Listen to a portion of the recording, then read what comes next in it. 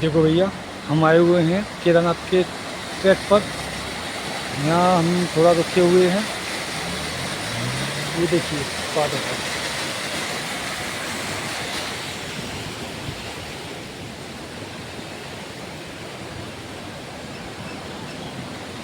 यहाँ थोड़ा रास्ता है, कच्चा रास्ता।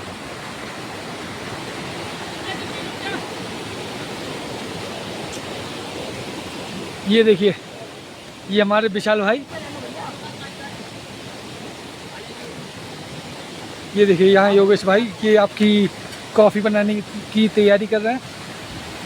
तो ये पहले हम देखिए। लेंगे एक फ्राइबन, इसमें डालेंगे थोड़ा सा पानी।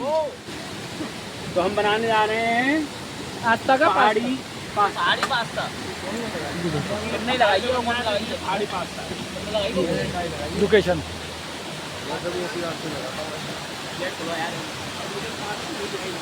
नहीं पास्ता का है